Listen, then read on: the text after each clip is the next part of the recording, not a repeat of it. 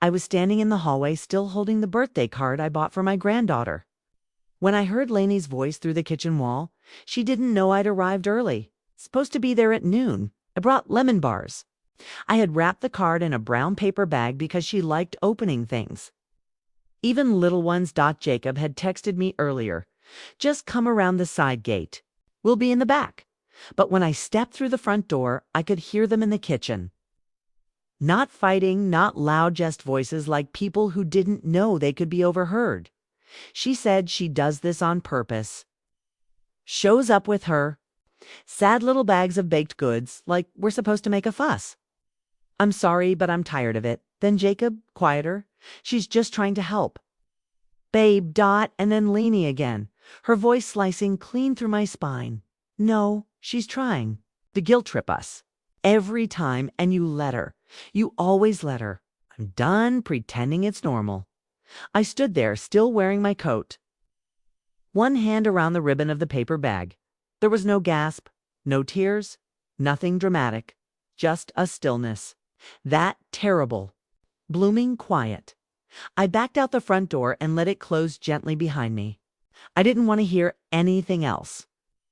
I didn't want to know what Jacob said next. I walked back to my car, set the lemon bars on the passenger seat like they were too delicate to hold now. I didn't start the engine. It just sat there looking. Down at my hands, they were shaking just slightly. But not from anger, from recognition. Because this wasn't new. It was just the first time I heard it said aloud. When you've spent a lifetime trying not to be a burden, it feels like being struck in the heart when someone names you as one anyway. That card had taken me 30 minutes to choose. I went to 3 stores. I almost didn't buy it at all. Kept thinking, she's only 3. She won't even remember. But I wanted her to know I had been there, that I had loved her. I was still trying. I looked at the card then. It was still in my hand. Yellow, with a picture of a duck in rain boots. Inside, I'd written to my sweet granddaughter, love, Grandma Claire. I hope your day is filled with joy. I signed it in the same careful script I'd used on Jacob's lunchbox notes when he was small. Back when he still said I was magic because I knew how to peel an orange without breaking the rind, I sat in that car for almost 40 minutes, not crying, just breathing, letting the weight of it settle. There was no big decision that day. No thunderclap of resolve. Just this quiet sentence I said aloud. Like it had been waiting in my throat for years. I think I'm done. Not done loving. I don't think that part ever really stops. But done showing up to be made invisible. Done twisting myself into shapes that fit someone else's comfort. Done baking things no one wants. Done choosing the quiet corner of every room. Hoping someone would wave me forward. I drove home slowly. Took the long way, windows down. Let the wind hit my face until it felt like something real again. When I got inside, I didn't take off my shoes. I sat at the kitchen table with the bag still in my lap. Then I opened the card, read it again, folded it. And wrote another note on a blank piece of paper. Just one line. I heard what you said. Then I put both notes in an envelope and mailed them.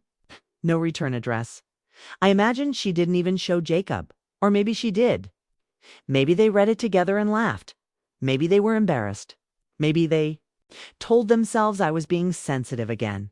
That was always the word. Sensitive, like being hurt by the people you love was some sort of character flaw. I didn't sleep well that night. I laid in bed, tracing the cracks in the ceiling with my eyes. I kept thinking about the word done, how it didn't have to mean bitter or final. It could just mean choosing peace over longing, choosing absence when presence costs too much. The next morning, I opened the hall closet and took down the file box where I kept all my important documents. The deed, my will. Old insurance policies. The folder labeled Jacob's school with every report card and school photo from kindergarten. Through 12th grade, I sat on the floor and opened them one by one. There he was in overalls, holding a glue stick. There he was in braces, smiling too hard. I laid them all out in front of me like evidence. Proof of something I didn't know how to name. I think I was trying to remind myself it hadn't always been like this. Or maybe I needed to ask, was it ever really not like this? Had I just not heard the words until now? I made tea. I didn't drink it. I just held the mug for warmth. Then I opened a fresh notebook and wrote on the first page, what happens when a mother quietly disappears? That was the real beginning, not the hallway, not the lemon bars, but the moment I finally asked myself the question. No one else wanted to answer, and the one I would now spend my days trying to answer, in silence, in stillness. In truth, before the silence, there were birthdays, homemade cards, with uneven glitter, crayon messages about being the best mom in the whole wide world.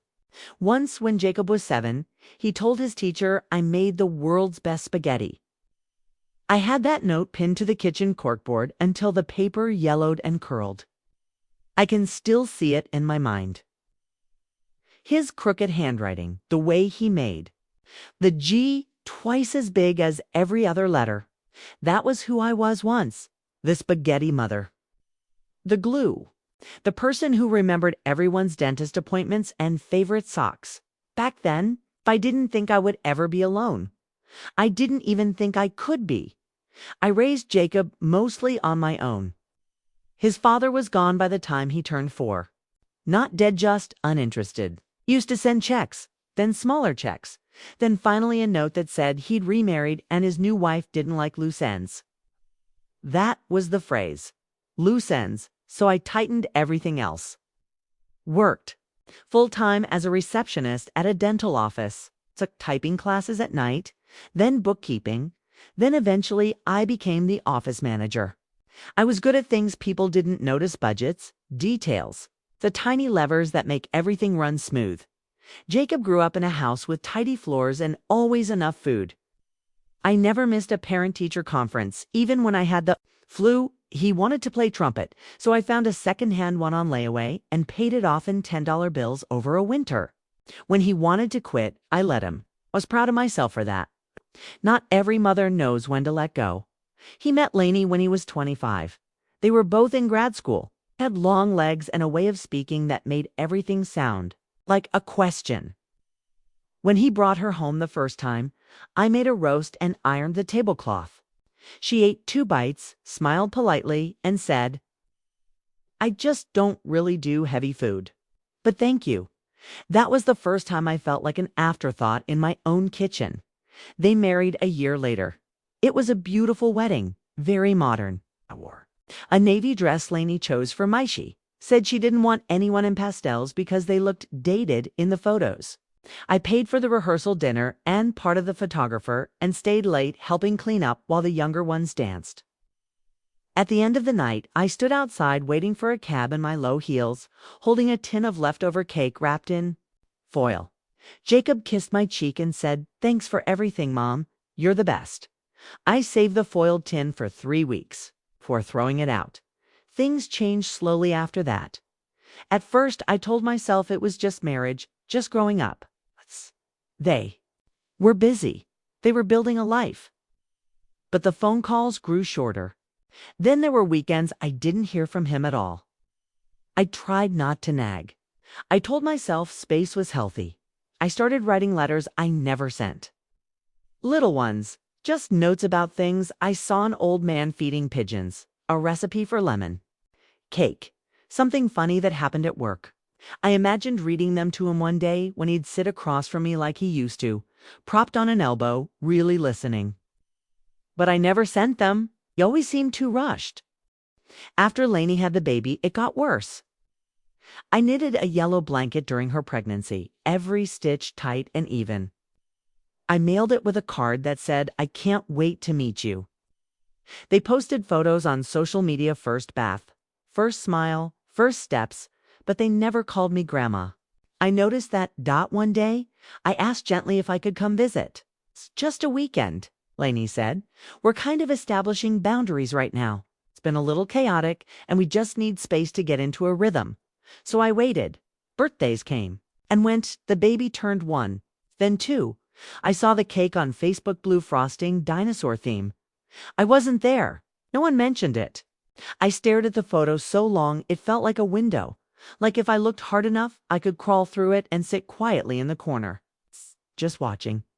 When I finally did see them again, it was in a crowded cafe. They were both on their phones. When I arrived, the baby was already eating a pouch of something squishy. Lainey didn't look up when I sat down. I said, I brought a book for him, a little picture book about boats. She said, we're really trying to limit screen-free media, right? Now Dot and Jacob just said, yeah, Mom, it's different now. I nodded, smiled, put the book back in my purse like it hadn't happened. Later, I asked if I'd done something. Jacob looked uncomfortable. He rubbed the back of his neck the way he used to when he was nervous about report cards. You just make Lainey feel kind of guilty sometimes, he said. Like you expect more from us than we can give. I stared at him, not knowing how to respond. That I'd given him everything? That I'd never once asked for anything back? That every time I bought my own birthday cake and sat with it at the kitchen table, I sang softly to myself so the silence wouldn't swallow me. Instead, I said, understand. And he smiled, relieved as if I'd solved the problem by agreeing to disappear a little more. The thing no one tells you is how easy it is to disappear if you've been practicing invisibility your whole life. Mothers are good at that. We learn early, okay? We fold ourselves up like napkins, smooth and neat, ready to be pulled out when needed. But I wasn't a napkin anymore. I was a person who had once mattered. And no matter how quietly I'd been dismissed, I remembered everything, every crayon letter, every trumpet lesson, every birthday missed, and I was beginning quietly to count the cost. It was a Wednesday, cold, overcast. I had walked to the library to return a book and check my emails. My computer at home had gone slow and fussy, and honestly, I liked the silence of the library better. The long tables, the hum of the heater, the way no one expected anything from me. I could sit there without being anything to anyone. There was an email from my bank. A routine notice. It said just confirming recent changes to my online account preferences. I almost deleted it. Then I saw the timestamp. 2:37 in the morning. I opened it. Someone had changed the backup email and the security questions. The new address was unfamiliar, but the name embedded in it was Lainey's. I stared at it for a long time. It was like finding a stranger's name inside your own diary. I felt a chill, not fear. Not yet. Just a sick flicker of understanding. I called the bank. The woman on the phone was polite, almost cheerful. She confirmed that yes, the changes had gone through with two-factor authentication.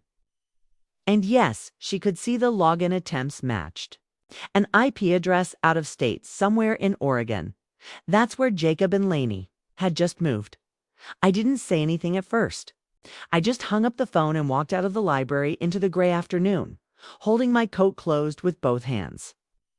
I walked past the grocery store, past the post office, past the bench near the duck pond where I used to take Jacob for ice cream when he was small. I ended up sitting on the curb behind the high school, just breathing. I didn't cry. I just sat there, feeling something in me begin to shift. The next morning, I went to the bank in person. The manager, a young man who looked like he still lived on frozen pizza, looked uncomfortable when I explained. He asked if I might have given someone access to my account. Maybe your son or his wife. Sometimes families help each other. Help, I repeated quietly. He nodded, trying to smile. They had added themselves as co-beneficiaries. That was the word he used, added. As if I had opened the door and invited them in. Ah, but I hadn't. I never had. They'd filled out the forms online. Somehow they'd gotten into my account, changed my preferences, and listed themselves as authorized contacts. My retirement fund, my savings, my home insurance, even the small life insurance policy I kept up since Jacob was little. All of it. Now had their names printed beneath mine. I stared at the papers, not angry, just stunned. The betrayal wasn't loud, didn't come with shouting or slammed doors. It came in the form of names typed in neat rows. signatures, checkboxes, consent manufactured through stolen passwords, and quiet entitlement. I didn't confront them that night. I sat in my kitchen and read every document I owned. I pulled down the folders from the top shelf where I had labeled them years ago: Will, House, Medical, Jacob. It's strange how many versions of yourself exist in a filing cabinet. I found my marriage certificate, now almost brittle at the edges. Copy of Jacob's birth certificate folded too many times. Receipts from school uniforms. I found the will I'd made after the divorce. It listed Jacob as my sole heir, of course. I had made it at a time when he was still the boy with the trumpet and the crooked smile. When I believed he would always hold my hand, even if just figuratively, through the hard end of things. But he wasn't holding anything now. He was taking Dot and Lainey. Lainey was smiling beside him in every photo. Their new house behind them, their new car, their new life. They looked whole, pleased with themselves. I remembered what she said the last time I called to ask if I could visit again. Stop guilt-tripping us. That was how she saw me. Not as a mother, not as a grandmother. Not even as a person with limits or dignity. Just a guilt trip, an obligation she didn't sign up for. I kept thinking about that phrase, how it rolled off her tongue like a customer service script. And Jacob. He didn't even flinch when she said it. He just said, "Yeah, Mom." Maybe ease up a little. I had given birth to him. I had held his head when he had chickenpox, when he broke his arm, when he cried over a girl named Kelly in 9th grade. I had done my best, but now I was too much. Or worse, just enough to be used and then set aside. I stayed up that whole night, but the house was quiet. I turned off all the lights but one and sat at the dining room table, reading everything again, making notes in a small black notebook I'd bought years ago and never used. I wrote down passwords, policy numbers, deadlines. I made a list titled, "Who Knows I Exist?" The list was short. My pharmacist, my neighbor, Elsie, who brought me rhubarb once, the librarian, who waved sometimes. Not Jacob, not anymore. They had written me into their plans. Without telling me, but I was still alive. I was still the owner of my name, my house, my breath. And I was going to decide what came next, not with revenge, not with yelling Dot, just with truth. I didn't speak to anyone for 3 days. I made soup. I shredded junk mail. I closed my eyes for long stretches and let my thoughts come and go like waves. Then I began printing letters to the bank. Letters to the insurance company. Letters to my lawyer. I was going to remove their names. One line at a time. I was going to reclaim myself on paper. Quietly, they wouldn't even hear it happen. The funny thing about being invisible is how easily you can move. No one sees it coming. No one asks why you're changing the locks or backing up your files or ordering notarized copies of your own birth certificate. You just become a quieter version of yourself until they stop looking at all, and by then, it's too late for them to ask the right questions. I started with a safe deposit box. It had been sitting in the bank downtown, untouched for years. I kept the key in a little brown envelope marked pins and spares. Inside the box was my birth certificate, the deed to the house, and 3 envelopes of photos I hadn't looked at. Since Jacob's wedding, I brought them home and laid them out across my bed. Me and Jacob in the park with his tricycle. Him wearing his Batman costume at 6. A picture from his high school graduation where I stood beside him. Proud, unaware that I was already starting to disappear. I didn't cry, I just looked. And then I slid the photos into a new envelope and wrote on the front, "For me, that same day I went to the courthouse. No makeup, just jeans and a cardigan, my hair pulled back in a clip. I must have looked like someone renewing a dog license. No one looked twice when I asked about revising my will. The clerk handed me a form and said, just fill it out and hand it to the window at the end. That was it. No ceremony. No requirement to explain myself. Just a checkbox and a signature. I checked the box that removed Jacob as my sole heir. I replaced it with a note that read, "To be determined." Later, I went home and made tea. The house creaked as I moved through it. I noticed how much dust had gathered under the radiator. I wiped it away. Everything was like that, no small, careful movements. Nothing dramatic. Just a slow retreat from the edge where I'd been standing for years. Waiting for someone to say, "We see you." But they didn't. They didn't even look back. It was a strange kind of freedom. The less I heard from them, the easier it became too. Think. I opened a new checking account under my full legal name, first, middle, and last. No joint access. I transferred just enough to live on and left the old account untouched. A shell, still bearing their names, I would let them discover that part later. I canceled the joint insurance. I removed the secondary email from my pension. Login, I contacted the life insurance company and updated the beneficiary to undecided. Each click was like a breath, a reclaiming, a decision. I didn't feel cruel. I felt clear. For the first time in years, I remembered what it felt like to be responsible only for myself. There was a notebook I kept on my nightstand where I began writing my name, over and over again. Not out of madness, out of memory. Of certainty. Claire Margaret Fielding. Not Mom, not Grandma, not Jacob's mother, not Lainey's mother-in-law. Just Claire. I said it aloud a few times in the mirror. Claire. It sounded foreign at first. Then, honest, I started walking again in the mornings, early, before the school buses ran. I passed houses with porch lights still on, watched bakery vans make their first deliveries. I didn't listen to music. I let my thoughts wander. Sometimes I'd think about a small apartment by the sea. Sometimes I'd imagine taking a painting class. I didn't want much I never had. It's just space. Just stillness, just not to be used. I ordered a document shredder online and spent 3 evenings feeding it old greeting cards, expired tax forms, and letters from Jacob I had kept from college. His handwriting had changed over the years. Once, it had curved like a boy's. Later, it was flat, tired, hurried. I saved one letter, the first one he ever wrote me from camp. "Dear Mom, I miss your spaghetti. I miss your hug. Don't forget to water the fern. Love." Jacoby folded it gently and placed it inside my passport.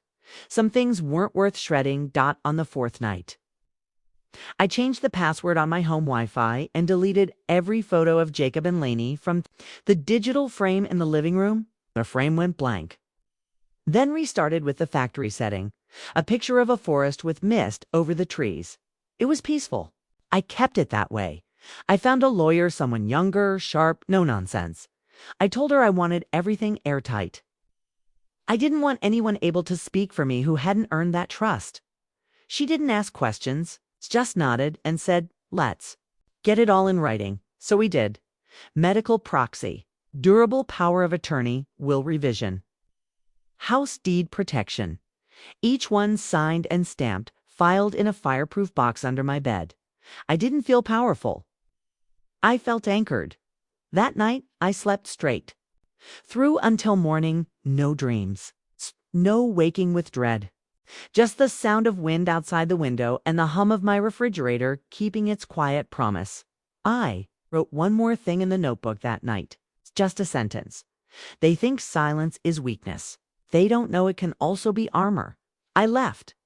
On a Tuesday, the bags were already packed by the front door, just to one small suitcase and one duffel. No farewell note, no dramatic message left behind. I took only what belonged to me. My clothes, my books, my documents, the black notebook, and that one letter Jacob wrote from camp. I locked the door behind me and slid the spare key into the storm drain at the end of the driveway. It made a soft clink when it hit the bottom, and I stood there for a moment, staring down at the place where it vanished. That key had opened the house for decades. But I was done unlocking rooms where I was no longer welcome. The car was a rental. I paid in cash at the little agency on 3rd Street, where they still treat you like a person, not a transaction. A silver sedan with nothing remarkable about it. Perfect. I drove 4 hours with the windows cracked just enough to let in the spring air. Not music, Just the sound of tires on pavement, wind in my ears, and birds when I stopped for gas. I didn't have a destination, not really. Just a motel I'd looked up a few weeks earlier, place off the interstate near a state park. It's a kind of place with faded signs and vending machines that hum all night. When I checked in, the woman at the desk didn't even ask why I was there. Just handed me a key card and said, "Breakfast's at 7, checkouts whenever." That suited me. The room was clean but worn. Little table with 2 chairs, a dresser, a window that looked out over a parking lot with only one other car. I sat on the edge of the bed and let out a breath I didn't know I'd been holding. For the first time in years. I wasn't waiting for the phone to ring. No one knew where I was. And more importantly, no one had the right to know. I opened the notebook and wrote the date. Then I drew a line beneath it. I sat with the silence. It was not lonely. It was something else, something quiet and whole. The next day I visited the post office in town. It's pre-opsal box under my full name. Then I called the lawyer and gave her the new mailing address, just in case. She said it was a good idea. She said sometimes peace starts with paperwork. I smiled at that dot back in the motel. I opened my email. There were still messages from banks and insurance companies confirming the changes I had made. Beneficiaries removed, contacts revoked, K-access denied, everything final. I had called the old house phone from a payphone before I left. Let it ring 3 times, then hung up. Just enough to register. Not enough to trace. Let them wonder. Let them sit with the silence. 2 days into my stay. I got a voicemail from Jacob. I listened to it exactly once. "Hey, Mom. Weird. I got a notification about some account changes. Just wanted to check in. Everything okay?" No mention of love. No apology. No curiosity about why I hadn't called or where I might be. I didn't respond. A second message came the next day, "Mom. I think there's been a mix-up. Lainey said you might have misunderstood something with the accounts. Can you just call us? We're getting a little worried." Misunderstood, that's the word they always reach for. It turns betrayal into a conversation. It makes everything feel negotiable. I turned off the phone, put it in the drawer beneath the motel Bible, and closed it. That night, I watched the sun go down through the thin curtains. Just me, a cup of weak coffee, the sound of a truck passing by every so often. I slept better than I had in years. In the morning, I walked into town and found a little diner, the kind with chipped mugs and a waitress who calls everyone hun. I took a booth by the window and ordered eggs and toast. No one knew my name there. No one had expectations when the check came. I tipped 20% and wrote "thank you" in the corner. On the way back, I stopped at a hardware store, bought a small lockbox, a pad of lined paper, and a pen. I liked the feel of Dot back in the motel room. I made lists. Things I own, things I left behind, things no one gets to take from May, listed the names of every flower I'd ever grown in the front yard. I listed the recipes I knew by heart. I listed moments I had once believed were permanent, till they weren't. The lists weren't sad. They were proof. Proof I had existed fully. That I had loved, worked, built, and held things together long after they stopped thanking me for doing so. This was my quiet exit, not a disappearance, a reemergence. I didn't leave in anger. I didn't storm out or scream or write bitter letters. I just stopped giving them access to the parts of me they'd taken for granted. They had called it guilt-tripping, but all I had ever done was hope to be seen now. I had no more hope left. For that, what I had now was peace, paperwork, a room of my own, and silence I could finally call mine. It started quietly, missed calls, short voicemails, polite concern with a hint of something sharper beneath it, like they were already bracing to be inconvenienced. Jacob's voice was too bright in the first message. "Hey, just checking in. Haven't heard from you? Everything good?" The second message came 2 days later, a little tighter, or a bit confused. Lainey said she noticed something odd with the insurance info. Maybe it's a system glitch. Let us know. Then came a text. Hey, did you mean to change the will stuff? Just want to make sure this wasn't someone hacking your account. I read it.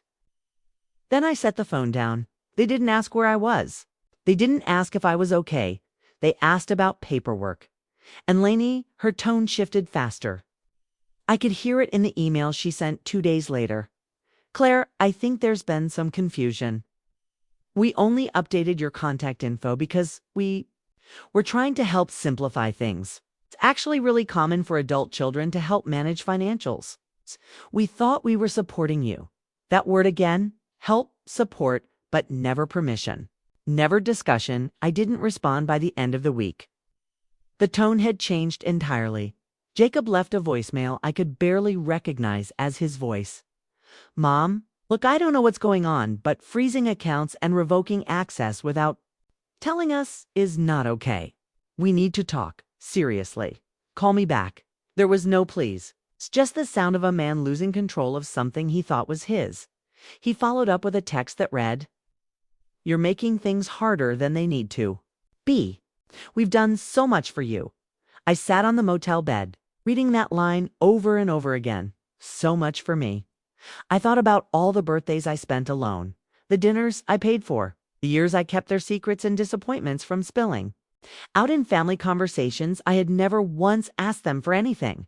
And now that they couldn't touch what was mine, I was the problem. That's how it always is with people who take. They only call it love while they're benefiting. When I became unreachable, I stopped being a person. I became a disruption. A threat to their version of things.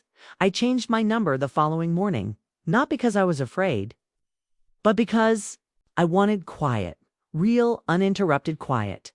And then 2 weeks into my absence, I saw the post. A friend from the old neighborhood emailed me a screenshot. Lainey had written it on Facebook. If anyone's seen Claire Fielding or has heard from her, please reach out. She's been missing for days, and we're extremely concerned. We're praying. She's safe. There was a photo attached, an old one, from their wedding day. Me in the navy dress she chose, standing slightly to the side. She had cropped out the part where I was holding the cake box. The comments were full of sympathy, praying for her safe return. Have you contacted the authorities? She's such a lovely woman. I hope she's okay. One person had written, she always kept to herself. Maybe she just needed a break. That comment disappeared within the hour. I closed the email. The performance had begun. They were spinning my absence into a mystery, a crisis they could control. Not one person thought to ask if I had left on purpose, because to imagine that would require believing I had agency, that I had chosen to walk away, not from love but from control, from being reshaped into something passive and manageable. I wondered if they were scared I would speak, scared someone else might hear my side and understand. But I wasn't interested in stories. I wasn't interested in defending myself. I was done with narrative. I went to the library near the motel and used one of their public computers. I logged into my old social media account and deleted it. Every photo, every tag, every trace of who I was in their world. I printed one documenta notice of new mailing address and legal representative. I mailed it to the bank, the lawyer, the insurance company. Of every piece of the puzzle now pointed back to me and me alone. A few days later, a voicemail came through the new number. It was Jacob. His voice was smaller this time. Mom, I don't know what we did, or maybe I do. I just didn't think you'd actually cut us off like this. Lainey's having a hard time. We're all having a hard time. You could just let us explain. Then silence, then a sigh. You're not being fair. And there it was. Even now, it had to be my cruelty, my coldness. Even now, the apology was shaped like blame. I turned off the phone again. That night, I walked to the edge of the woods near the motel. There was a small trail leading into trees that smelled like rain and sap. I stood there for a while, the sounds of the highway fading behind me. No one knew where I was. No one could reach me unless I allowed it. They were unraveling, and I was. Finally whole, there was a woman at the laundromat who reminded me of my younger self. Small hands, quiet eyes. She folded towels with such care I couldn't look away. We didn't speak for 3 weeks, just exchanged nods on Tuesdays and Saturdays. When the washers were half price, the 4th week, she brought me a cookie wrapped in wax paper. Said she had extras.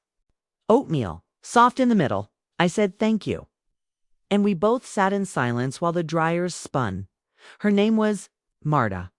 She ran the front desk at a dog grooming place a few blocks away. She told me, without asking a thing about me, that Tuesdays were the worst. Something about schnauzers and small dog owners with big demands.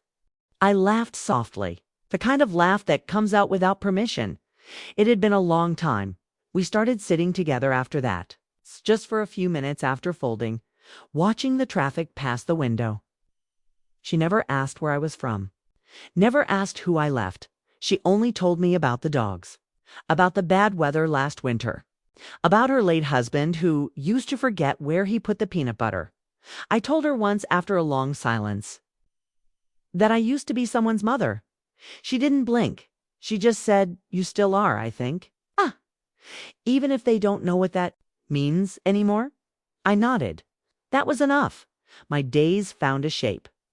Mornings, I walked the trail behind the motel. There were birds I didn't recognize, little streaks of color that moved too fast to name. I bought a guidebook at the secondhand shop and started circling pages in pencil. Afternoons, I sometimes went to the diner.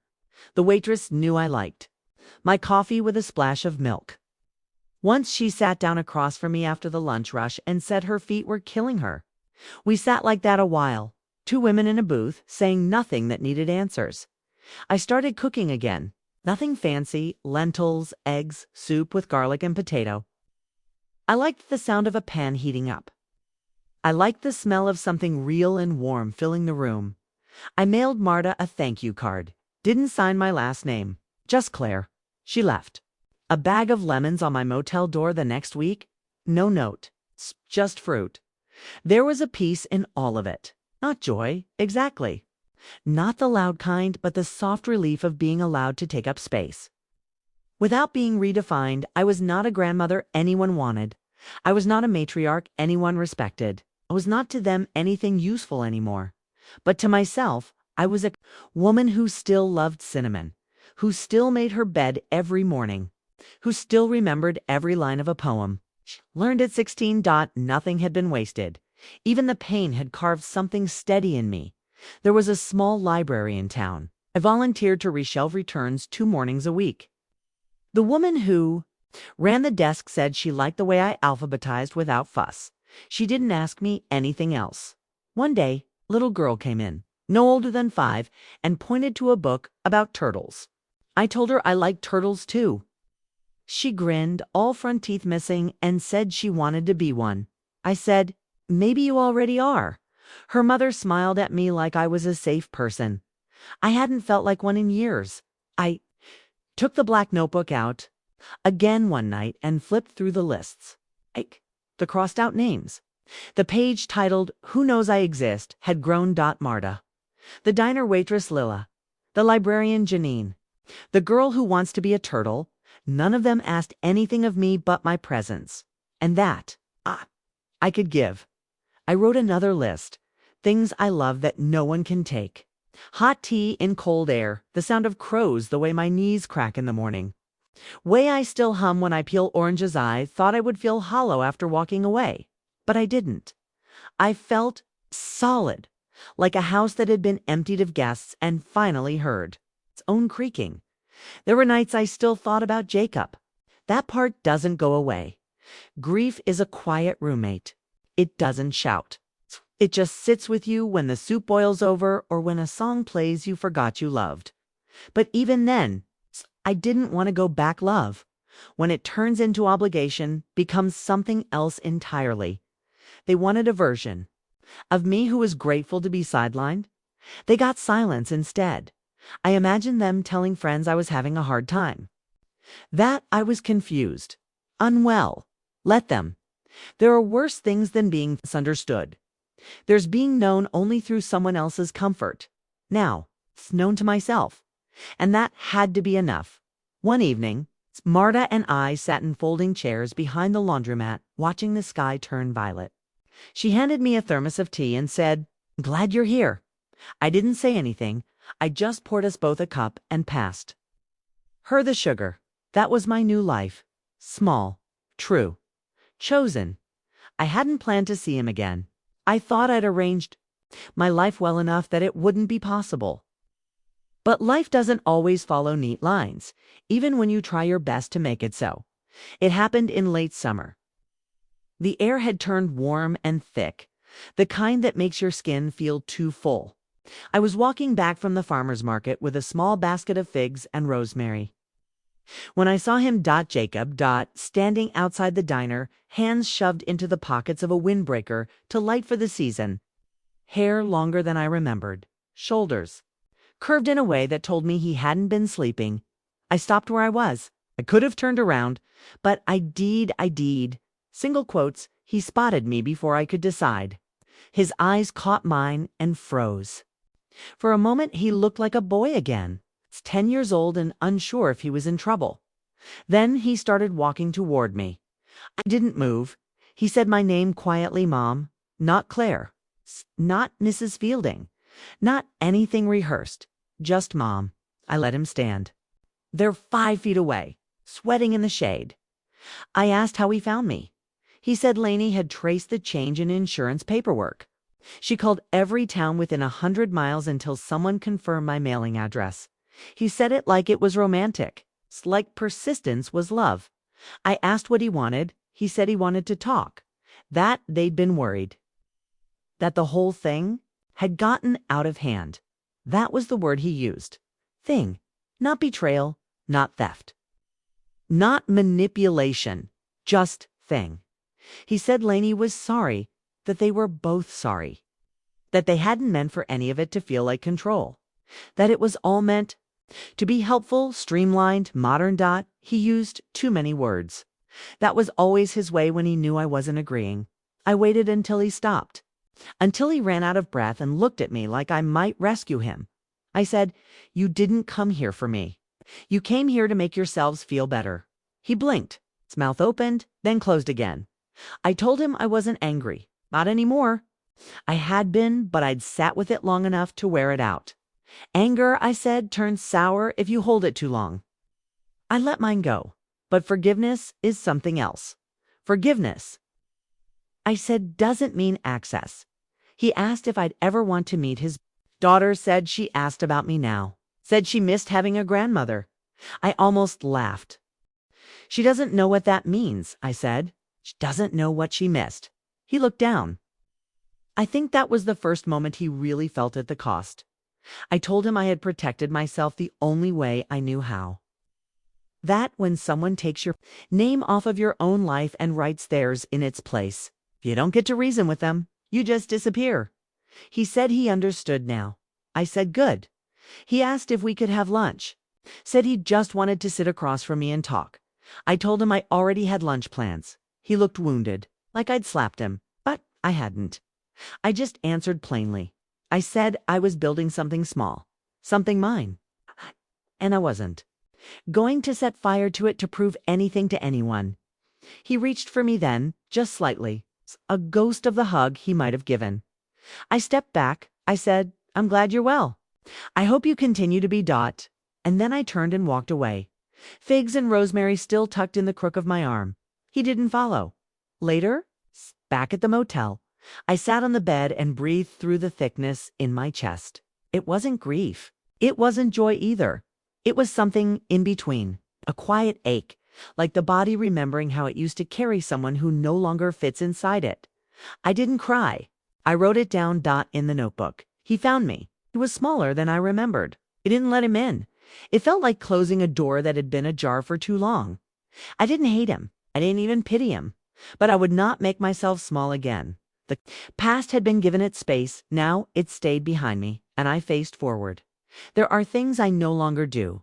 I don't check the old email account. I don't look up Jacob or Lainey on social media. I don't reread the birthday cards that once came with glitter and little handprints. I let them be what they were.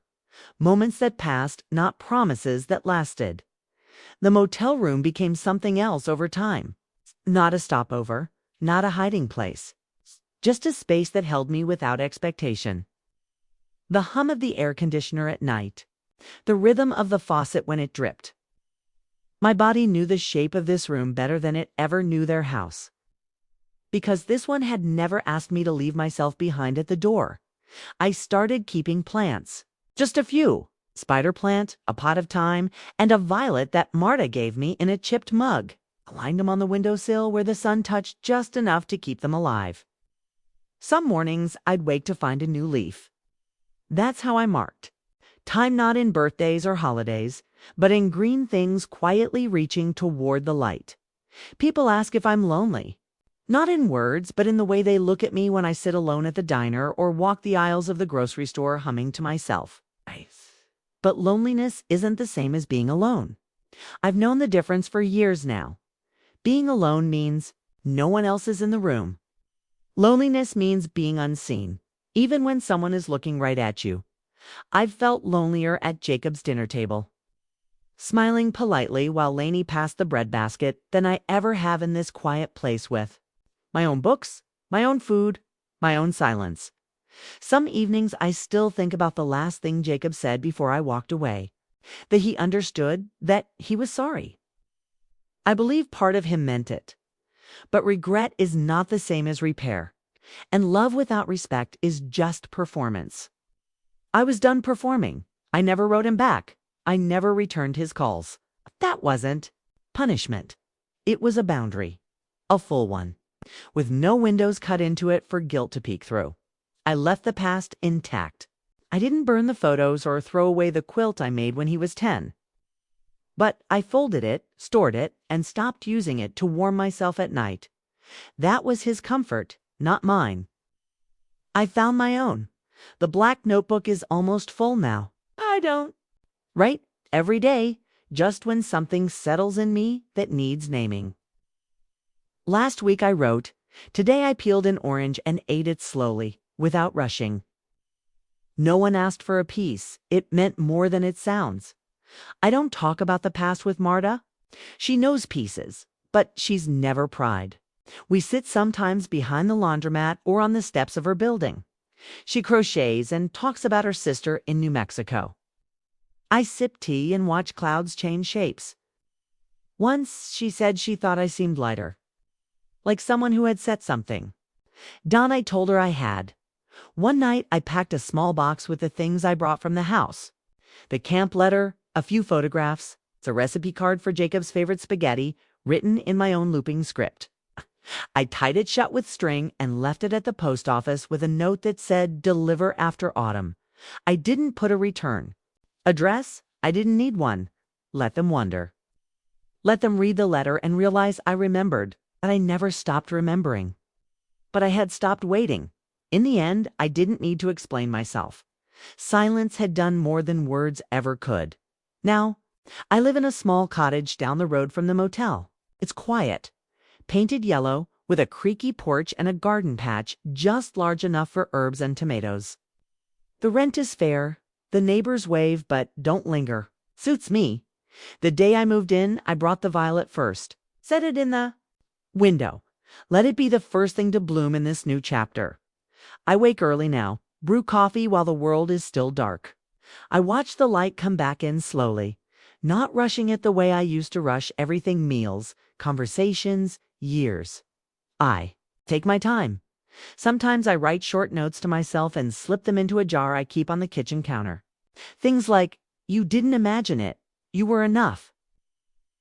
They just didn't know how to see you. I don't need those notes every day. But when I do, they're there, like breadcrumbs that lead me back to myself when I forget how far I've come. I no longer try to explain to anyone why I left.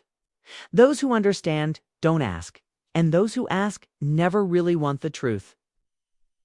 They want a story that ends with forgiveness and a family photo. But my story ends with peace, not the cinematic kind, the real kind, the kind that comes when no one else is in the room and you still feel complete, the kind that comes when you finally love your own. Company more than you fear your own silence.